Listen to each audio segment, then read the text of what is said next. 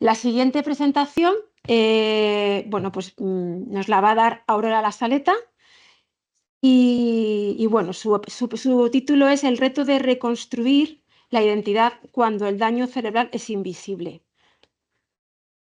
Otro melón, aquí, o sea, el melón de hoy, pero bueno, es potente, pero es súper bueno que hablemos y que contemos estas cosas porque es necesario hablar para poder avanzar y mejorar. Aurora es psicóloga clínica y presidenta de la asociación Daño Cerebral Invisible. Y bueno, pues yo estoy deseando escucharla porque aparte de lo que ella ya lleva haciendo tiempo, pues han pasado cositas también nuevas que yo supongo que nos las contará también, que nos las mencionará la asociación y todo eso, que yo creo que eso también va a ser de mucha ayuda a muchas personas. Y bueno, te dejo, adelante.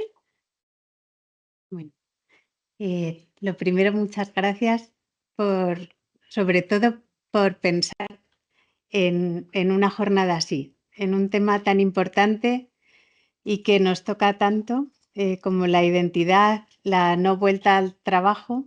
Y muy agradecida a CEADAC por la invitación, pero en especial a Susana Alves por pensarlo, por su motivación y porque acompaña a personas que pasan por este momento tan difícil y puede verlo y como decía, hay muchas cosas que hablar de esto, ¿no? Y es muy importante hablarlas también. Así que, bueno, como decía, es un reto también la ponencia con este título, ¿no? El reto de reconstruir la identidad cuando el daño cerebral es invisible. Como siempre digo, invisible no quiere decir leve, ¿vale? Y eso es algo importante que también quiero que quede claro a lo largo de toda la charla. Quiero hablar del daño cerebral invisible, el que no se ve. En algunas personas hay daño visible, pero también hay este otro daño invisible, ¿vale? Hay partes que se ven y que no se ven, pero sobre todo quiero poner el foco en esas limitaciones que nos acompañan. Digo nos porque yo llevo conviviendo con el daño cerebral 20 años. Sigo siendo psicóloga clínica también. Cuando estaba aquí en tratamiento en el CEADAC no decía que era psicóloga clínica, sobre todo porque no sabía quién era, ¿no? El tema de la identidad estaba muy, muy tocado, pero ahora sí.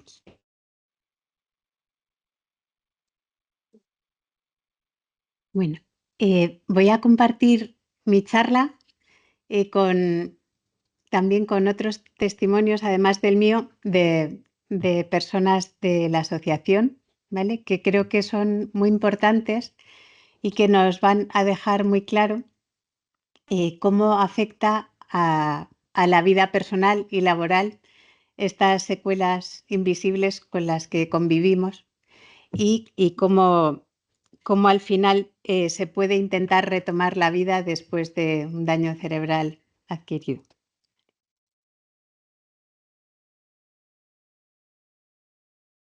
Porque el daño cerebral invisible se refiere, como os decía, a esta parte más allá de las dificultades de movilidad y que vamos a ver sobre todo contadas convivencias y en directo. Vamos a ver estas secuelas de cómo afectan en el día a día las cognitivas, ¿no? Las dificultades de atención, a veces no leves, como comentaba Idoia en su programa, sino que afectan más allá o en la memoria, ¿no? Como situaciones en la vida que te impiden llevar a cabo cosas que hacías antes, en la organización y la planificación, ¿vale? Quiero resaltar mucho el tema de las funciones ejecutivas, muy poco conocido por nosotros los primeros y por los de alrededor y también por los entornos laborales, ¿no? Y tan importantes cuando hay una disfunción ejecutiva, que ya explicaré un poco más adelante, la dificultad para poder estar en una jornada laboral y hacer las funciones que que hacíamos antes o que nos exige el trabajo si no se adaptan. En cuanto a la toma de decisiones, que también es una parte importante, la fatiga cognitiva, las conductuales como una falta de iniciación de tareas, cómo puede también afectar la impulsividad, la irritabilidad, la apatía, todas secuelas que no tienen que ver con la personalidad, sino que son diferentes a como éramos antes y que tienen que ver con la lesión cerebral, ¿no? Esto es lo más importante también para transmitir, primero para el autoconocimiento de estas dificultades o estas limitaciones invisibles y también para poder transmitirlo a los profesionales, a los trabajos. Un cambio en la emocionalidad también, ya sea por hiperemocionalidad o inexpresividad o incluso en algunos casos ni siquiera sentir las emociones, ¿no? Y cómo puede afectar eso también es importante conocerlo. Las dificultades de comunicación, ¿no? Muchas veces tenemos nosotros el mensaje clarísimo en la cabeza, pero no somos capaces de comunicarlo. ¿Qué hacemos con eso en la vida moderna? También las físicas, ¿no? La hipersensibilidad acústica, perdón que estoy haciendo spoiler a mí misma, la hipersensibilidad acústica o óptica o incluso olfativa, también cómo puede afectar eso en los entornos en los que nos movemos. Y también psicológicas, ¿no? Esta dificultad de adaptación a los cambios. Todo esto lo vamos a ver reflejado en los vídeos, como os cuento, de las personas que están allí. Antes de contaros mi historia en cuanto a lo laboral y a la no vuelta a lo laboral, y en lo que afecta a la identidad, quiero que escuchemos a Alicia, una compañera de la asociación, cuyo vídeo he titulado ¿Quién soy ahora? ¿Vale? Y que tiene que ver con reconstruirse más allá del trabajo después de un daño cerebral adquirido. En el vídeo también, bueno, vamos a ver el vídeo y luego lo comento. Quiero que nos fijemos en estas tres cosas que justo la última vez que estuve aquí hablaba de la anosognosia, que es la falta de conciencia de los déficits, ¿no? Muchas veces es una condición neurológica después del daño cerebral adquirido y también es importante que nos fijemos en eso, también en la negación, ¿no? Como a veces hay cosas evidentes pero que no podemos ver o no estamos preparados o no es nuestro momento todavía para verlo, y también sobre todo en el desconocimiento tan propio como del entorno de las secuelas de un daño cerebral, ¿no? Bueno, esta sensación de, pero si estás fenomenal, anda, eso que dices no es nada, ¿no? También cómo puede afectar eso en el día a día y sobre todo en la vuelta al entorno laboral. Os dejo con el vídeo de Alicia.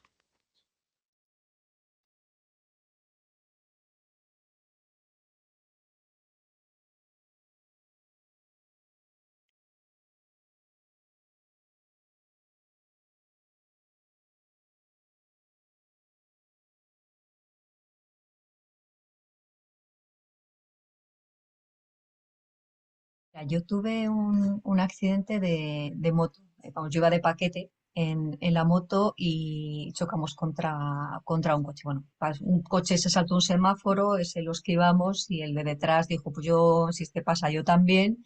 Y ese ya no lo pudimos esquivar. Entonces tuvimos un golpe, yo salí volando y caí de frente. El casco se rajó por detrás, imagínate el impacto. Y aquí estoy. Eso fue lo que nos pasó.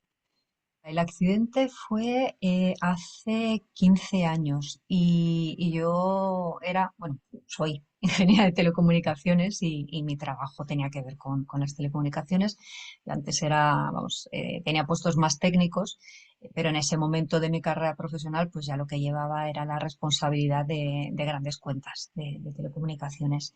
Después del accidente me quise reincorporar demasiado rápido, tan rápido que al principio ni siquiera era capaz de nombrar los números. O sea, veía el número y decía, me suena ese número, no sé cómo se llamaba.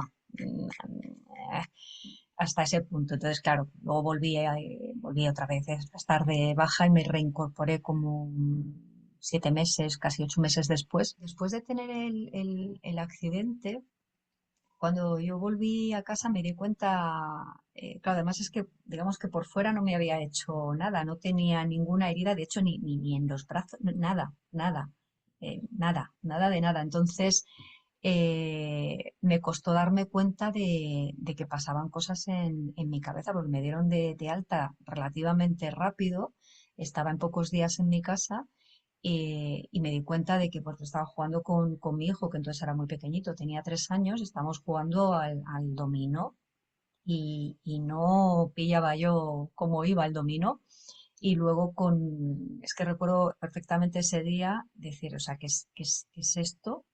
Yo sé que esto es muy fácil, pero no sé cómo funciona. Y luego un par de cuestiones de telecomunicaciones, pero muy básicas, unas cosas muy, muy, muy, muy sencillas. Y decir, no lo entiendo. O sea, mi cabeza es como que va despacio. Yo sé que estas cosas son fáciles, pero no sé cómo van. No sé explicar sensaciones como de, sé que esto no es difícil, pero no tengo, pero es dificilísimo y yo sé que no. Entonces, esa sensación de yo me siento normal, pero no estoy normal, fue la que me agobió muchísimo. Me fui al hospital y a partir de ahí pues ya arrancaron todas las revisiones, los estudios o no estudios, y el buscar qué le pasa a mi cabeza. Yo estoy bien, pero yo antes hacía cosas y ahora no soy capaz de hacerlas. ¿Qué es esto? Y luego pues, ya empezó esta parte, una emocionalidad desbordada que nadie me explicó, nadie me dijo hasta muchos años después, pues que realmente después de un traumatismo craneoencefálico la emocionalidad varía, y nadie me habló de ello. Entonces, aparte esto lo llevé muy, muy en silencio, no lo compartía porque me daba vergüenza, tanto mis bajones como mis subidones emocionales. Habría sido muy distinto si alguien me hubiera dicho que esto pasa y lo hubiera relacionado con el golpe. Yo pensaba que tenía que ver pues cómo estaba gestionando las nuevas situaciones, cómo iba cambiando mi vida al respecto y me daba, te digo, me daba vergüenza, me daba mucha vergüenza. Y lo habría llevado como de una forma muy distinta si alguien me hubiera dicho esto pasa tal y entonces ya bastante duro es pasarlo, pero, pero la vergüenza asociada lo convierte en un páramo difícil de atravesar. Pero después de 8 meses, después de esa primera incorporación, volví otra vez, aparentemente muy recuperada. Mis compañeros me veían todos estupendamente y, las primeras cosas que noté, las primeras dificultades fueron las que tenían que ver con la atención. Además, fue una época en la que se pasó de tener entornos, o sea, de tener despachos y tal, a tener entornos abiertos para que hubiera mayor comunicación entre las personas y fuera todo mucho más fluido y demás, que no te digo yo que no. Pero al final había muchísimo ruido, muchísimas interrupciones en todo momento. Claro, estas interacciones se supone que eran muy positivas, pero claro, estaba intentando mantener el foco en todo momento, pues estaba constantemente recibiendo interrupciones, mucho ruido. Las conversaciones en otros idiomas que no me costaban, de repente se hicieron muy complicadas. Las llamadas de teléfono, yo no entendía por qué, entendía las palabras, pero no era capaz de quedarme con la idea y no sabía por qué. Luego ya mi neuropsicóloga me explicó que realmente estamos haciendo varias cosas cuando hablamos por teléfono. No solamente estamos escuchando y hablando, sino que además de manera inconsciente estamos intentando imaginar la cara de la persona con la que estamos hablando, dónde está, qué está haciendo. Entonces, cuando la persona es conocida y sabes desde dónde te está hablando, digamos que eso es no tiene una carga tan pesada, pero cuando no conoces a la persona o no sabes de dónde te llama, estás haciendo ese ejercicio adicional, con lo cual tener una llamada de teléfono y encima en otro idioma es súper demandante y en un entorno ruidoso. Entonces yo me metía en salas, pero era dificilísimo planificar, de repente se me hacía complicado, complicado, el retener información para luego utilizarla muy difícil, entonces, o tomar decisiones, una toma de decisiones de cosas sencillísimas, imagínate a la velocidad a la que tenía que tomar decisiones, era muy duro y además necesitaba un papel hasta para la decisión más pequeña y no siempre, para mí me da vergüenza, no siempre tienes un papel y me da vergüenza decir no sé qué, espérate que me lo dibujo. Entonces se me empezó a hacer un mundo. La gente no era tan consciente de lo que pasaba. Yo a lo mejor me iba a veces al baño a llorar porque no podía con todo. Y luego estaba, pues al final, estuve como 2 años ahí midiéndome. Al final ya de estos 2 años estaba, pues te diré que como una vez a la semana en urgencias, porque tenía parálisis, me dormía la cara, los brazos, tenía microconvulsiones, o sea, no podía con ello. Aparte hacía unas planificaciones muchas veces extremadamente optimistas, pues de planes de negocio y demás. Entonces, pues eso, después de 2 años decidí marcharme. Cuando decidí irme, pensé que, vamos, de hecho es que creo que salí un jueves y el lunes estaba sentada delante del ordenador diseñando mi nuevo plan profesional, inocente de mí. Y no lo sé, ahora pienso que fue una inconsciente no por dejarlo, sino porque era, lo dejo esto y voy a encontrar una forma más adaptada a mí, que sí, con el tiempo he encontrado otras cosas, pero realmente iba un poco en esa misma línea de Superwoman. O sea, aquí no, pero aquí sí, que es absurdo. O sea, de esta manera aquí no, pero de la misma manera en otros sitios sí. Ridículo, ridículo. Pero es que, claro, me ha costado, no me cuesta, eh, digamos, el tema de reconstruir una identidad que yo no sabía que estaba tan relacionada con lo que yo hacía, es decir, mi identidad tenía muchísimo que ver con lo que yo era como profesional. Entonces, cuando dejé de trabajar allí, realmente no sabía ni quién era yo. Fue un golpe mucho más duro para mí el dejar de trabajar para mi identidad, más duro el dejar de trabajar que el propio accidente, que las secuelas directas del accidente y cómo me afectan a otras cosas de mi día a día. Es el dejar de trabajar y el ser lo que era fue un mazazo tremendo. En esta nueva etapa, digamos, en la que ahora hago toda otra serie de cosas que te estaba diciendo antes, pues acompañamiento a jóvenes, adolescentes, a sus familias y acompañamiento en el proceso de morir. eh, claro, sigue habiendo dificultades que tengo que tener en consideración y creo que hay muchas, pero principalmente diría que hay una con la que me tengo que poner a buenas, y no siempre lo estoy. Es en la cuestión, primero, de no poner demasiada intensidad en mis días, es decir, y saber que si pongo mucha, pues luego me va a pasar factura y estar a buenas con eso, decir, vale, pues 4 días de mucha intensidad o no los puedo tener o si los tengo voy a estar un mes hecha polvo, vale, pero ya lo sé y lo manejo. Pero sobre todo es no darme demasiada caña cuando me ocurre lo siguiente y saber que me va a ocurrir, que es, yo puedo intentar tener un horario y puedo intentar tener un calendario, pero sé que tengo dificultad con la iniciación de tareas. Es una crisis de identidad. La cuestión profesional sigue siendo un tema de crisis para mí. Para mí ha sido el duelo, el duelo. Ya te digo que no es que no haya otros duelos, muchos, muchos, pero es el duelo, porque ha llevado otras cosas asociadas, gordas, y porque una vez resueltas esas otras cosas gordas, sigue ya estando ahí. El no poder, o sea, no poder estar, no siento que tenga mi sitio.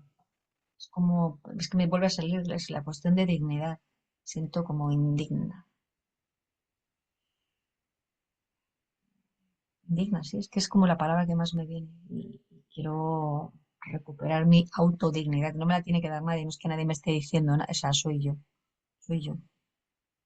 Pues tengo, eso es como que siento que tengo que encontrar mi relato que me sea válido a mí, que no sea un relato impostado, o sea, que sea cierto, hablarme con honestidad y con dignidad, o sea, que construir un relato digno sobre mí, auténtico, honesto, estar bien con ello y salir desde ahí, pero no lo tengo todavía. Y para mí es el duelo.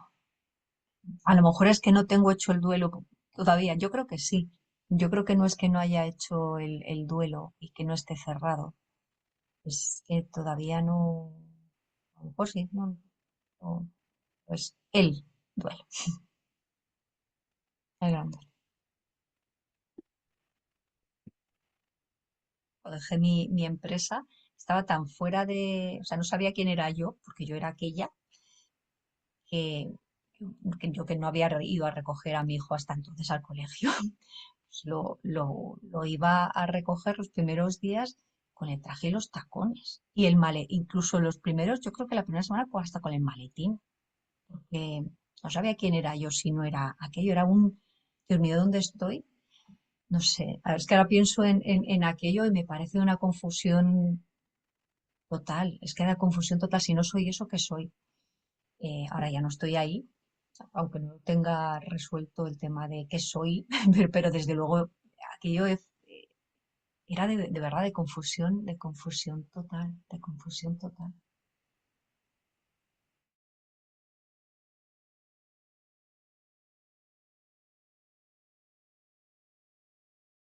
Bueno, creo que explica muy bien, ¿no? Sobre todo, no sé si nos hemos fijado en estas cosas que decíamos, tanto el desconocimiento propio, el desconocimiento del entorno, esta negación, ¿no? De hay cosas que aunque me están pasando no las puedo ver, ¿no? Y también la nosognosia o la falta de conciencia de los déficits, ¿no? Eh, por experiencia propia, muchas de estas cosas que tienen que ver con las funciones ejecutivas y que comentaba Alicia, ¿no? Esta falta de planificación, de organización, de toma de decisiones, de adaptación al cambio en realidad y poder hacer varias cosas en paralelo, fallan, pero hasta que uno no vuelve al trabajo muchas veces o hasta que no vuelve a la vida no se da cuenta de que eso falta, ¿no? Y este duelo del que habla, tan importante, hay que atravesarlo para luego poder reconstruir, pero es muy importante poder también identificar el duelo, trabajarlo y seguir adelante y a veces convivir con él. Ella habla de hace 15 años, habla de hace 15 años y le sigue pareciendo algo que aunque tenga resuelto ha sido muy, muy importante, ¿no? Es verdad que para muchos lo es y ahora mismo ella hace muchas cosas y que son muy válidas, pero eso sigue ahí como una espinita y me parecía importante traerlo, ¿no? Si no soy esa, ¿quién soy? ¿No? Esa imagen tan, tan, tan reveladora, ¿no? Que nos cuenta al final de yo no sabía ir sin mi uniforme de trabajo, ¿no? Sin mi personaje de trabajo a buscar a mi hijo al colegio, ¿no? Entonces, bueno, me parece que, que poder pensar mientras pongo los vídeos en esas tres cosas que digo, ¿no? Como de desconocimiento, negación, anosognosia, que muchas veces están muy entremezclados y ver qué hacemos con ello me parece muy importante.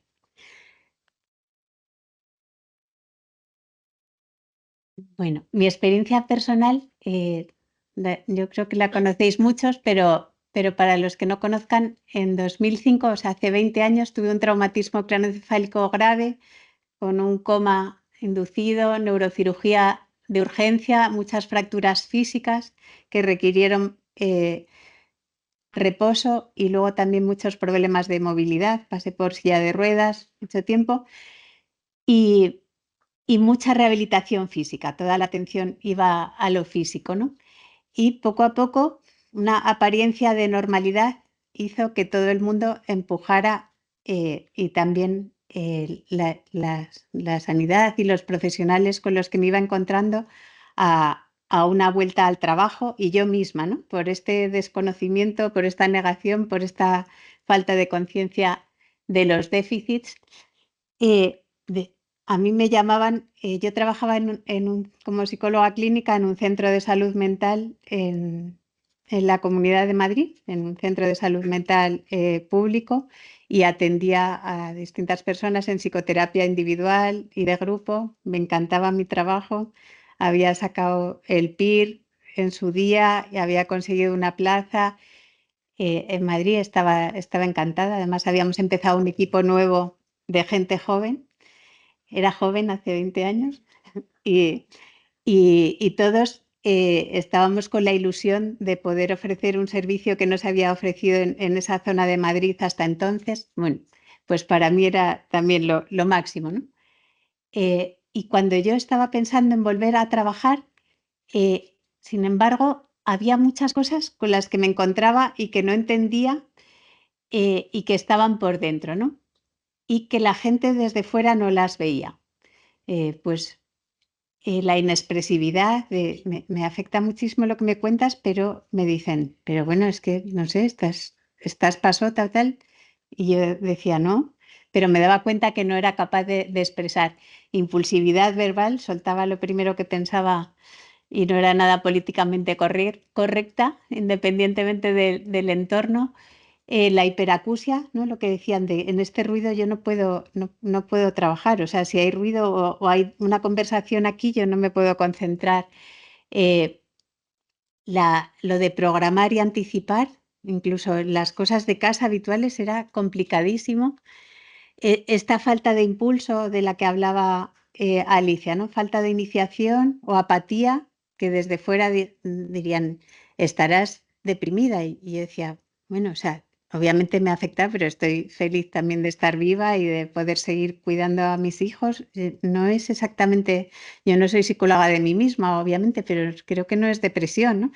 Entonces, poder ir investigando estas secuelas, cómo las órdenes tardaban en llegar, está llorando mi hijo y es un bebé y yo quiero ir a ver qué le pasa, pero no arranco. O como la orden cerebral no llega a las piernas para levantarme, ¿no? Hasta pasado un rato. Esto sin conocerlo te sientes fatal, de mala madre para arriba, ¿no? Entonces había muchas cosas que, como veo ahí, a veces los otros no los veían, otras veces yo no las veía y también me enfrentaba, como decía Alicia, yo hacía como planes muy poco realistas. En mi caso eran planes poco realistas de lo que yo podía hacer, ¿no? Y también en cuanto al trabajo, al volver a una jornada laboral, pero yo estaba ahí, no, yo por supuesto que vuelvo, ¿no? No me puedo ni leer un libro, no puedo ver una película porque no acabo de entenderla, no, pero no, yo al trabajo vuelvo. Entonces, bueno, eh, llegó un momento en que yo no pude recuperar el puesto de trabajo, ¿no? Y tuve también que atravesar ese duelo del que hablaba Alicia. O sea, yo recuerdo uno de los momentos más duros, y mira que han pasado cosas en estos 20 años difíciles, recoger mi despacho del trabajo, ¿no? El despacho ese que tienes con el nombre fuera, donde tienes un lugar, donde eres referente para cosas, mi equipo. Lo recuerdo uno de los días más tristes, ¿no? Como todavía me emociono 20 años después y eso hay que pasarlo y hay que convivir. Con el duelo hay que convivir. O sea, pues todos a lo mejor tenemos un duelo por alguien que hemos perdido y acabamos conviviendo con ese duelo o con esa presencia, con lo que sea. Pues esto era algo parecido. Tienes que aprender a convivir. No es muy difícil que hagas así y se vaya cuando no se reemplaza el trabajo como a tiempo completo o esa identidad en lo profesional, que en mi caso también estaba muy unida a mi identidad personal, ¿no? Y Entonces, bueno, todo un proceso de reconstrucción de identidad personal y profesional que empezó ahí y que por suerte, o sea, ya han sido 20 años, pues ahora mismo pues sí que hay como un equilibrio personal y familiar muy bueno. Pude recuperar una parte como psicóloga clínica a mis nuevos tiempos, que no tienen nada que ver, ¿no? Pero de poder llevar grupos de apoyo psicológico de otras personas que también les ha cambiado la vida con, por el daño cerebral y eso también muy agradecida poder hacerlo en el CEADAC, ¿no? Donde llevo 15 años como acompañando emocionalmente. Y esta mezcla de psicóloga clínica y a la vez afectada por el daño cerebral, ¿no? Que es muy diferente cuando lo vives a cuando es teórico, ¿no? Y bueno, y yo siento que he tenido muchísima suerte. O sea, es verdad que hay cosas que me han ayudado mucho en la reconstrucción de la identidad, como bueno, el poder escribir el libro del daño cerebral invisible, el que sirviera a otras personas, pues eso ha sido súper positivo para mí y ha ayudado, de repente me llaman para dar charlas como esta o sienten que tengo algo importante que no me sale la palabra, pero que puedo aportar o que, que hay como asesoramientos también o cosas en las que puedo ser útil, ¿no? Entonces esa parte es súper importante también para esa reconstrucción un poco más personal que profesional, aunque está todo junto, ¿no? Y desde ahí también darme cuenta de lo importante de todo lo que yo no conocía en su día y también tuvo consecuencias, ¿no? En cuanto pues al tribunal médico, a muchas cosas, al entorno, a mucha gente de tú alarga la baja, y total, estás fenomenal, pero aprovecha y tal. Para mí eso era como un tortazo, ¿no? Pero si lo que más quiero es volver a mi trabajo, ¿no? Además, con el tema de la disfunción ejecutiva, a mí me mandan a casa a llevar una casa y a organizarla cuando eso es lo que más me cuesta. De repente me costaba más eso que lo que hacía en su día. Entonces es muy confuso este momento y hay que pasarlo y atravesarlo. Entonces poder acompañar ahora mismo emocionalmente y dar visibilidad a estas secuelas que se minimizan o que, bueno, eso es nada, en 2 días estás aquí, ¿no? Pues es muy importante y de ahí la creación de la asociación, ¿no? Entonces ahora mismo es verdad que tengo muy reconstruida la la identidad, la personal y también la profesional. También después de un trabajo de aceptación y de aceptación de los nuevos ritmos y de esto, que me lo salto cada 2 por 3, pero esa también era yo antes. Entonces, bueno, pues ahí estamos en un poco más en la que era. En cuanto a la reconstrucción de la identidad, vamos a seguir con algún otro testimonio, pero vuelvo a estos 3 elementos importantes, ¿no? El desconocimiento. Cuanto más desconocimiento hay, más difícil es la reconstrucción de la identidad, ¿no? Pues si yo de repente eh, los mensajes que me daba antes, soy una vaga, soy mala madre, como os digo, a de repente ahora haber entendido y haber aprendido de no, tengo falta de iniciación y además tengo hiperacusia, con lo cual me voy a buscar las herramientas para poder resolver esto. O la negación. En este momento en que no sé quién soy, como os decía, ni que yo no decía que era psicóloga clínica, aquí yo calladita porque no era nada. Ni quién voy a ser, pero sí sé quién era. Me cuesta mucho crear una identidad integrando la nueva realidad de persona con un daño y asumir las pérdidas, ¿no? Entonces, a veces la negación como mecanismo de defensa es necesaria un tiempo y cada uno tiene su ritmo, ¿no? Es como en los grupos que llevo aquí, yo digo, igual que vosotros, ¿no? Que no es algo obligatorio. Uno necesita poder venir a hablar de las emociones y a veces uno está en ese momento y a veces todavía no, ¿no? Entonces hay que respetar el tiempo, bueno, a no ser que la negación sea ya como muy patológica o la nosognosia haga que una persona en silla de ruedas diga, no, no, si yo camino perfectamente, pero se han empeñado en sentarme aquí, ¿no?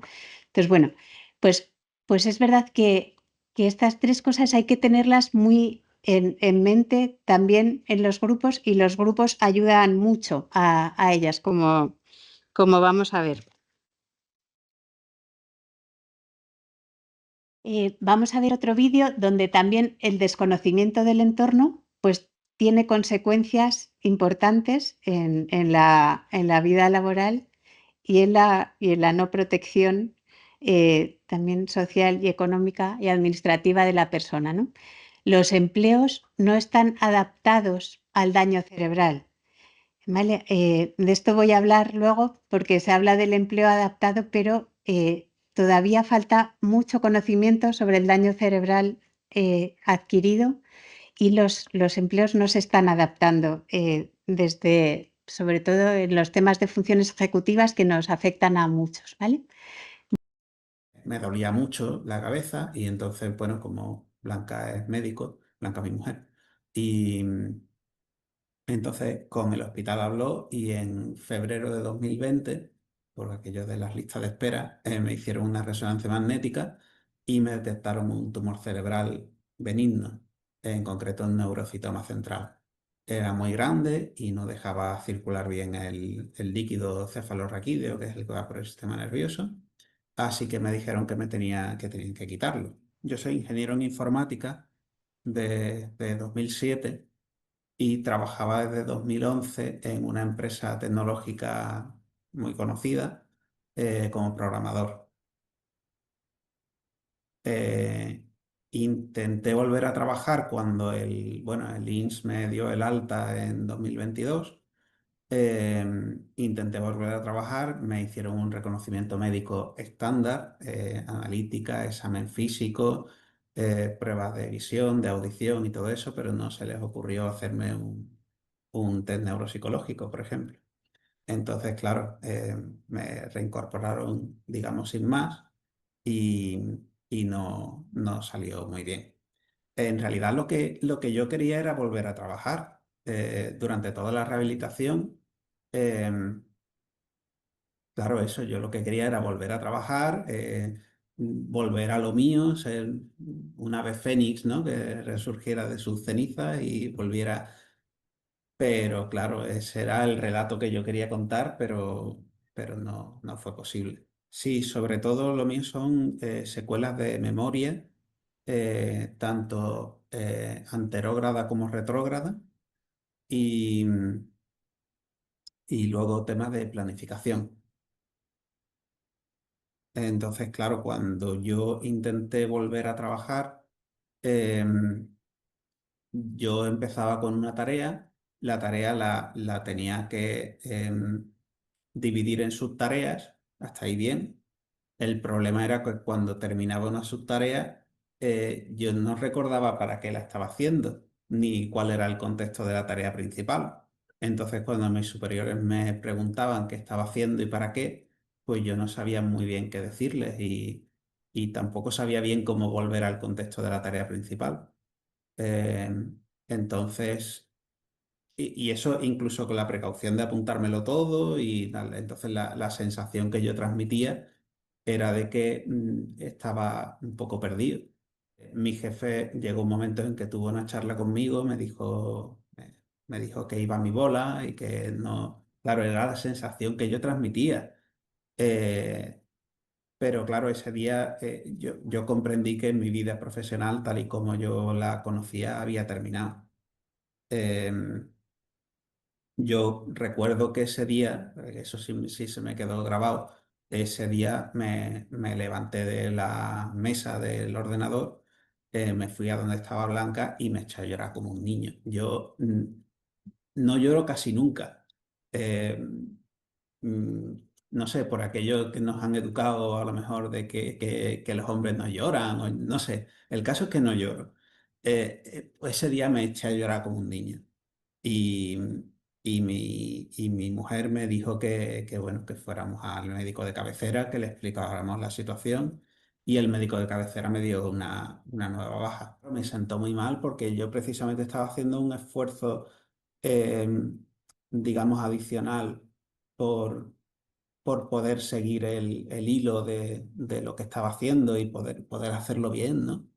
Además, eso me sentó mal, perdón, porque ese jefe había sido jefe mío también hace unos cuantos años antes. Joder, qué bien que me ponen a alguien que me conoce, porque así, digamos, él puede comparar y sabe que si yo hago algo que no tal, pues es por mi convicción nueva, no es porque yo no quiera hacerlo bien, pero no funcionó.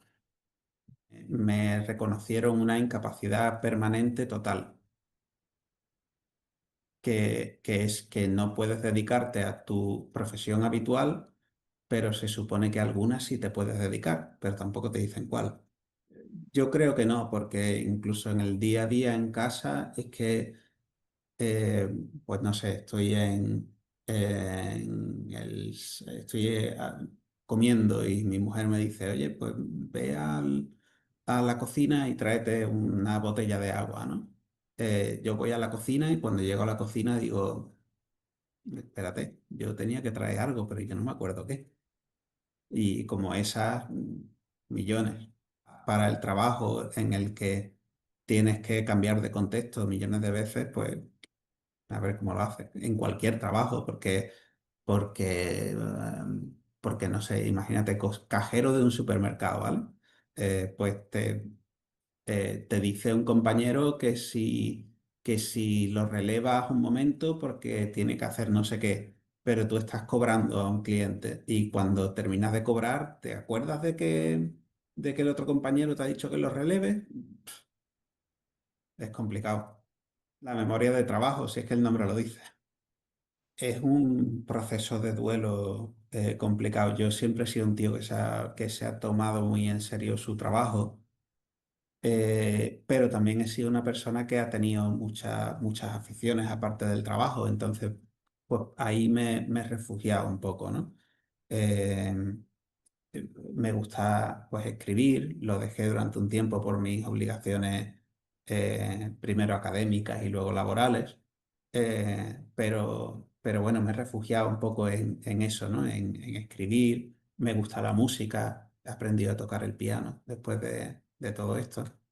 Eh, También me gusta correr y ahora pues aquí en Chiclana pues en las carreras que hacen siempre hay premios por deporte adaptado. Entonces, bueno, voy a tener que comprar otra vitrina porque la tengo llena ya. Respecto a la vuelta al trabajo y a las secuelas, o al trabajo y a las secuelas cognitivas, ¿no? Yo creo que hay eh, mucho desconocimiento, ¿no? Hay mucha gente que te ve y te dice, no, sí, yo te veo muy bien. A ver, al final tampoco es que te moleste que te digan que te ves muy bien, pero claro, tienes que explicar todo lo que no está bien, porque si no, la gente espera de ti que respondas como si nada hubiera pasado, ¿no? O como antes. Y claro, no puedes responder como antes. Entonces, claro, al final tienes que explicarlo todo y es cansado. Eh, entonces, bueno, yo creo que por ahí pues la asociación pues está haciendo una labor muy importante, ¿no? Al final no se dan cuenta de que tras una apariencia normal teniendo una apariencia normal, pues puedes tener muchas secuelas que no se ven.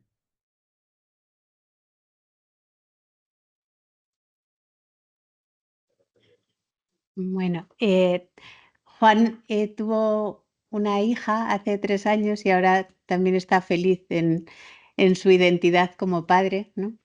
Y bueno, también valorando el tiempo que puede dedicar a esto y colocando, ¿no? Pero es alguien que nos vuelve a hablar de desconocimiento también del entorno, ¿no? De cómo a mí el INS me dio el alta y me mandó para allá, ¿no? Entonces, es tan difícil cuando también para la autoestima o pues eso, lo de que el jefe le dijera, tú es que vas a tu bola y tú estás intentando, estás haciendo un extra de esfuerzo que desde fuera no se ve, ¿no? Para poder llegar a hacer algunas de las cosas que hacías antes, ¿no? Entonces, bueno, de ahí la importancia de dar visibilidad. Una vez más, habla de estas dificultades de atención, ¿no? Y de planificación y de adaptación a los cambios, ¿no? Muy rápidos.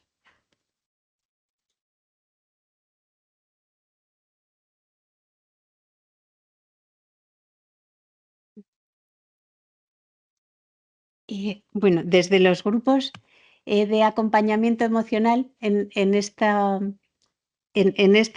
etapas realmente es un acompañamiento desde la frustración a la aceptación, ¿no? Esto es un camino larguísimo, y lo digo por experiencia, pero es muy importante también recorrerlo, ¿no? Y asumir las pérdidas. Está fenomenal poder construir una identidad y ver los recursos con los que contamos, pero también hay que llorar las pérdidas muchas veces y identificarlas, ¿no? Porque muchas veces, como decíamos y por experiencia, somos poco realistas sino en las cosas que queremos crear, y lo de irse por la puerta de atrás, sea de un trabajo o de un proyecto, es mucho más duro, ¿no? Entonces, bueno, aprender compensaciones y empezar a amar al nuevo yo y convivir con el duelo, como decía, ¿no? Los grupos para mí son fundamentales en esto. Ya lo eran antes como psicóloga clínica, pero con personas con daño cerebral adquirido, eh, donde hay unos cambios tan súbitos y tan repentinos, ¿no? En todo, en la identidad, también con los familiares y las personas que nos rodean, es muy importante porque de repente tú pierdes tus referentes. Entonces, el tener nuevos referentes, el tener a personas que te hacen de espejo, incluso para entender tus propias secuelas, me parece importantísimo el tema de los grupos, además de poder motivar el aspecto social y de volver a hacer amigos y tener relaciones, ¿no? Entonces, es verdad que tanto grupos de apoyo psicológico como grupos de apoyo mutuo que también tenemos en la asociación son muy importantes, y tanto para las personas que lo sufren y, como decías antes, Susana, para los cuidadores. Es que también se sienten solos y se sienten bichos raros como nosotros, entonces es tan importante poder tener a otros iguales y poderte reír hasta de ti mismo en ocasiones es fundamental, ¿no? Si no, toda la rehabilitación y todo el duelo, todo eso es muy serio, pero en estos espacios también tenemos espacio para todo, ¿no? La asociación nació, como os decía, con esa intención de dar visibilidad al daño cerebral invisible y sensibilizar y el acompañamiento emocional, ¿no? Porque la correcta evaluación de la enfermedad y las consecuencias puede mejorar la reconstrucción de la identidad, ¿no? Y dar herramientas a la persona afectada y al entorno y al profesional para manejarlas. Pues a Alicia, el entorno la ve fenomenal, ella misma es la que se da cuenta de que esto no está funcionando y se va a coste propio, ¿no? No hay como una recomendación médica o neuropsicológica de no puedes seguir aquí, o después, pues esto no es que te vayamos a dar una baja que tiene un tiempo limitado, sino que te vamos a apoyar con una pensión, o te vamos a ayudar a buscar un trabajo realmente adaptado para ti o más reducido. Juan, lo mismo. Cuando su jefe le dice, oye, ¿qué pasa? ¿Vas a tu bola? Él decide irse, ¿no? Y tiene que volver al médico él a pedir. eh, no estamos como evaluados correctamente y hay mucho desconocimiento, como él decía, ¿no? Bueno, os traigo el último testimonio donde también vamos a ver estas tres cosas: el desconocimiento propio y del entorno, la negación y la nosognosia, ¿no? Cada una de las personas que he traído están en un momento distinto del proceso, ¿vale? De Alicia hace 15 años y realmente ahora hace muchas cosas, aunque en estos momentos se acordara de su duelo, ¿no? Juan, que hace, pues justo todo pasó el día antes de que empezara la pandemia, de su operación y todo, lo cual dificultó todavía más las valoraciones posteriores, pero bueno, ahora mismo está como escribiendo libros, tocando el piano y como padre, tal, y a la vez echando mucho de menos su trabajo. Y Ana, que es la que va a hablar ahora, está justo encontrándose con esa situación de, pues realmente esto no va a poder ser, ¿no? Pero nos lo va a contar ella mejor.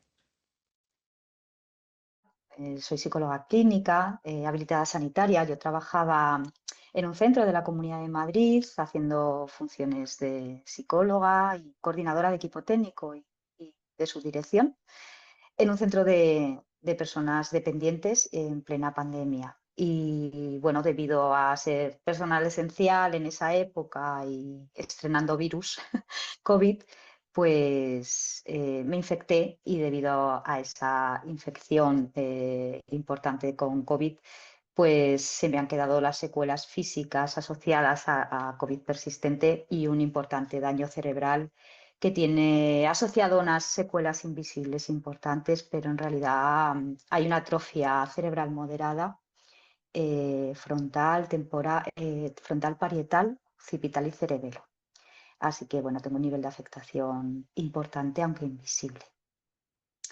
Que eso tiene una repercusión diaria en mi día a día, tanto a nivel laboral como en las funciones básicas de casa, en un déficit atencional severo y en el cuidado de mi hijo y en conducción. Cuando yo me infecté y caí enferma, tuve que estar un largo periodo de tiempo en recuperación en casa. Estuve prácticamente un año, año y medio sin poder salir de casa por las secuelas físicas, sobre todo, que era lo que yo en un primer momento notaba, y la geusia, la anosmia, la fatiga, las taquicardias y demás. Pero al año y medio INS me da el alta, porque en aquel momento no había gran posibilidad de detección del daño neurológico que yo tenía ni de otras afectaciones, y me reincorporé a mi puesto de trabajo, que era de gran exigencia y multitarea, ¿no? Al incorporarme yo noté que estos fallos de memoria, esta incapacidad para fijar atención, de planificar, de organizar y intervenciones y de fijar y de reconocer a los familiares, no era capaz de terminar de interiorizar los nuevos protocolos que con los cambios que habían ocurrido con COVID en todos los centros sociosanitarios y sanitarios se habían llevado a cabo. Era un centro amplio, 135 residentes, más centro de día, y yo además era la coordinadora del equipo y hacía labores de subdirección. Entonces, yo siempre iba funcionando en procesamiento en paralelo y a una velocidad muy rápida y un nivel de exigencia alto, pero yo notaba que no era capaz, no conseguía hacerlo. Todo esto me hizo, otro de los grandes problemas fue la toma de decisiones, ¿no? Yo pensé que me iba a recuperar, pensé que era cuestión de tiempo y de buscar un trabajo en el que la carga fuera menor. Yo adoro mi trabajo, mi identidad está muy ligada a la parte laboral y siempre ha sido así. Y yo nunca en ningún momento pensé que no iba a poder recuperar, ¿no? Pensé que con un trabajo con menos usuarios y con un ritmo más sosegado sí que podría. Mi gran objetivo era seguir trabajando y no perder esa parte tan importante y que me encantaba y que me hacía sentir plena, ¿no? Me fui con una baja voluntaria sin dudarlo, sin pensar más allá, porque en ningún momento pude planificar o prever que no me iba a recuperar. Y me fui a un centro más pequeño, buscando un poco, mucho más pequeño, un centro para trabajar de psicóloga solamente, sin llevar funciones de coordinación o de dirección. de personas con diversidad funcional. Eran muy poquitos, 16 realmente. Pude organizarme un horario muy acorde con mis secuelas, sobre todo físicas, porque el dolor, el agotamiento, la febrícula seguían ahí, después de 1 año y medio, 2. Y yo pensé que trabajando días alternos, una media jornada, me iba a dar cierta tregua hasta poder recuperar. Mi sorpresa fue cuando no fui capaz, al llegar al centro de 16 personas, de hacerlo, ¿no? Había perdido, digamos, todo el reservorio cognitivo, todos mis conocimientos que tenía asociado a mi experiencia laboral anterior y en mi otro centro, y, y no era capaz de fijar absolutamente nada, no recordaba las intervenciones con los familiares ni con los usuarios. También llegué a tener alguna agresión porque no era capaz de fijar la información de los protocolos de actuación que estaban establecidos en el centro. Hubo un chico que convulsionó y tampoco lo vi. O sea, estaba en una sala con 6 personas y yo no le vi convulsionar por mi déficit de atención severo, ¿no? Entonces, bueno, llegó un momento en el que me di cuenta que ahí pasaba algo, que había algo más a nivel neurológico, y tuve que renunciar a seguir trabajando pensando en rehabilitar, con lo cual volví digamos, a tener que renunciar a esa parte laboral mía. Aún así lo intenté una tercera vez en un puesto completamente diferente, ¿no? Un trabajo de arte floral en una floristería muy importante de Madrid, y no era capaz, o sea, no fui capaz absolutamente de nada, no era capaz ni de fijar la información para envolver los ramos, ni de tomar las decisiones más básicas de qué flores elegir cuando un cliente quería algo, no era capaz de coger recados por teléfono.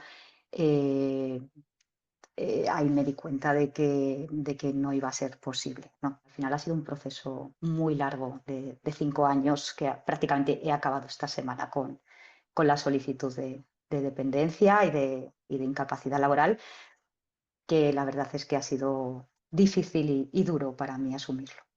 Para mí todavía estoy intentando asimilar, porque es verdad que la dificultad de todos estos trámites que hay que hacer a mí me ha supuesto una ralentización, ¿no? Aparte de un bloqueo, porque esta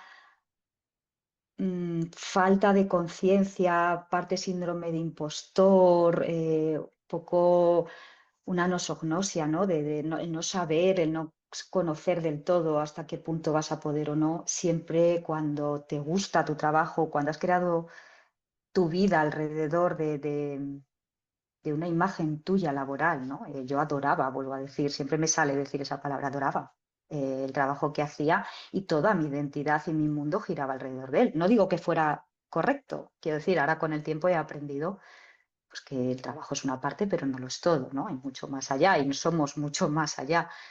Pero en un momento dado fue difícil, y estoy en ello en realidad, estoy en reconstrucción, porque a veces todos los trámites de solicitar discapacidad, que a mí me reconocieron un 49% y ahora tengo que volver a solicitarlo, incapacidad, dependencia, todos esos trámites son como muy difíciles y duros para alguien que además no debe tomar decisiones, ¿no? Incluso está puesto en los informes, pero el sistema en sí te obliga a tenerlo que hacer y tramitar, ¿no? Entonces, es realmente complicado.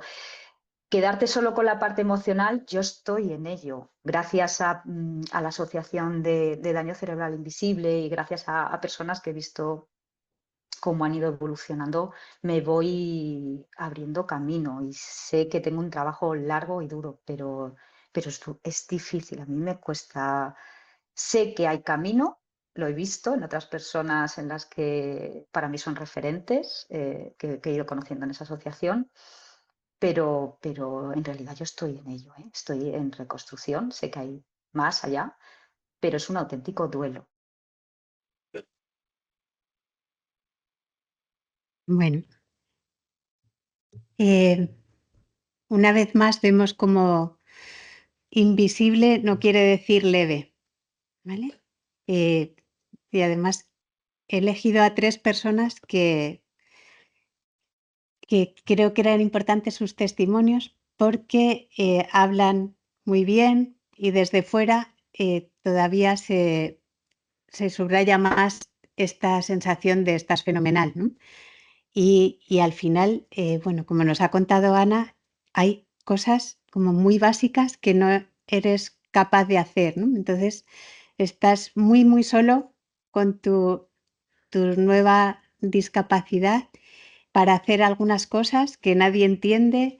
Entonces, bueno, como os decía, lo de crear comunidad, crear grupos es muy, muy importante para todos, ¿no? Y, bueno, pues si los grupos pueden hacer eso, la asociación también puede hacer eso. El otro día leía un WhatsApp de uno de los grupos de la asociación, ¿no? Hacemos un taller de funciones ejecutivas donde decían, os tengo que contar que me han dado la incapacidad laboral absoluta. Y decía todo el mundo, oh, pues qué bien, yo estoy en un proceso. Y dice, la verdad es que me ha caído como un jarro de agua fría, ¿no? Decía, sí, entiendo que yo no podía, pero ahora mismo es parte de aceptar y tal, y gracias a vosotros me siento comprendida. Entonces, muchos mensajes de distintas personas que han pasado como por esta me gustaba el título, ¿no? de rediseñar, porque realmente te tienes que enfrentar a eso y a veces cuando no sientes que tengas los recursos para diseñar nada, con lo cual ya rediseñar es un extra.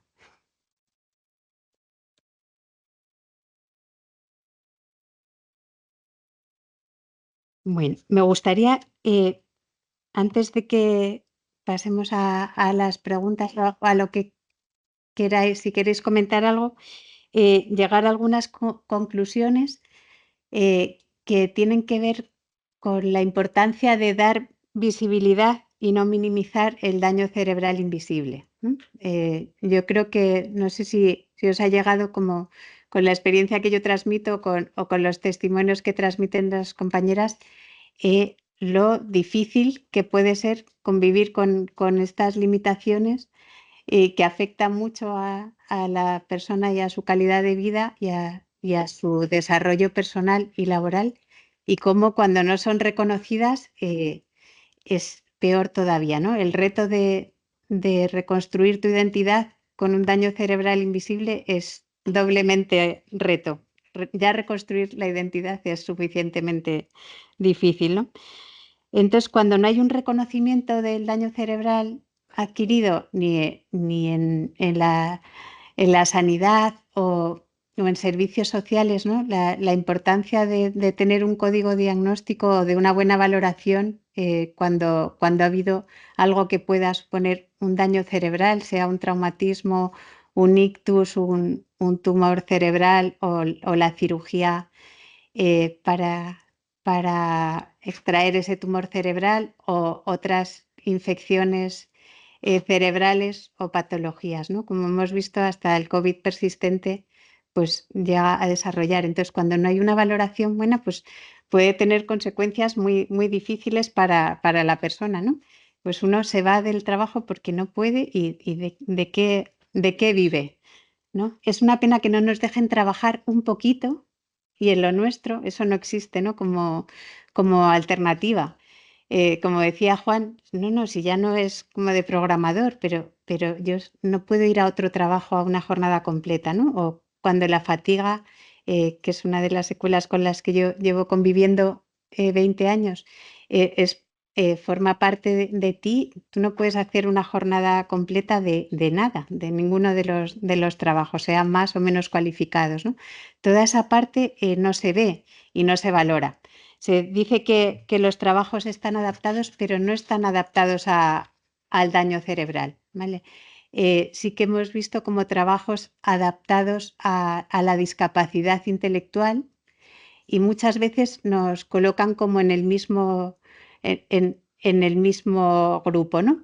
Y sin embargo, hay muchas cosas que por disfunción ejecutiva nosotros no podemos llevar a cabo ni en un trabajo poco cualificado, ni que dure muchas horas y que no tiene que ver con nuestra capacidad intelectual, ¿no? A veces los recursos están ahí, pero no podemos acceder a ellos o tenemos dificultad y realmente creemos que hay mucho trabajo por hacer en cuanto a adaptar los puestos laborales a las características del daño cerebral adquirido, ¿vale? Que son y más a las cognitivas, conductuales, emocionales que se ven tan poco y que se conoce tan poco, ¿no? Cuando hay algo físico es obvio, necesita una rampa, pues ahí vamos con la rampa.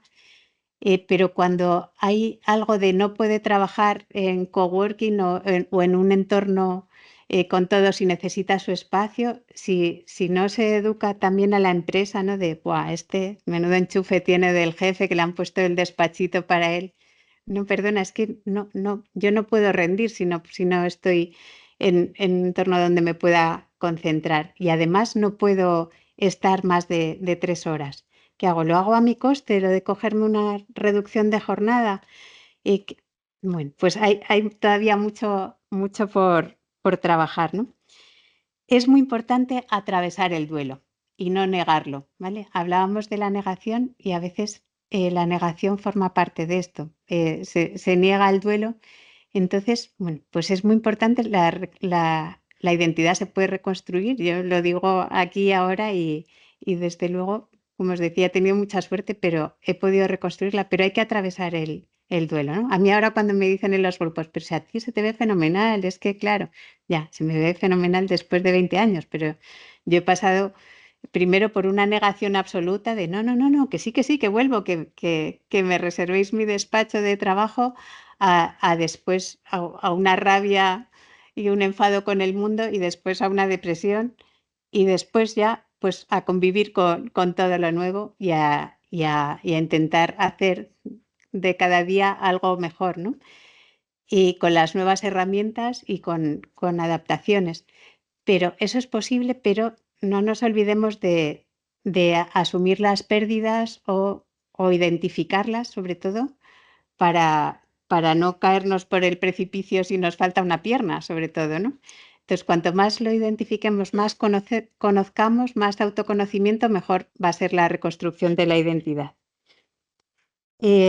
Como dice Alicia, mi compañera, las funciones ejecutivas son las que te ayudan a adaptarte al cambio y justo en muchos de nosotros están tocadas, con lo cual tenemos los recursos dentro y muchas veces no podemos acceder a ellos, ¿no? Entonces esto también conlleva una frustración y a veces si no sabemos que la causa es el daño cerebral, pues también hay mucho automachaque, ¿no? Y bueno, entonces para aprender a amar el nuevo yo, como decíamos, es muy importante conocer lo que pasa e identificar para poder primero convivir con ello y luego llegar a quererlo o abrazarlo, ¿vale? Hasta que no se convive con nosotros, muchas veces no se entienden las secuelas invisibles, ¿vale? Nadie ve, como decíamos, el gran esfuerzo que hacemos para llegar a sitios cercanos a antes y muchas veces no podemos llegar. En una jornada de 8 horas se empieza a ver si estás cerca, ¿no? O de muchas. Pero ojalá no tengamos que volver a una jornada de 8 horas cuando no podemos, porque, pues como decía una compañera, me pasaba el día en urgencias, ¿no? Para mi cerebro era demasiado y el cuerpo chilla de repente y se me duerme una parte del cuerpo o hay microconvulsiones. Entonces, bueno, dar visibilidad al daño cerebral adquirido es muy importante, por lo cual agradezco mucho las jornadas y bueno, si hay algo que queráis preguntar, yo siempre digo que el daño cerebral es menos invisible cuando te reconcilias con él, pero para reconciliarte con él tienes que conocerlo bien, ¿vale? Y nada más. Muchas gracias por vuestra atención.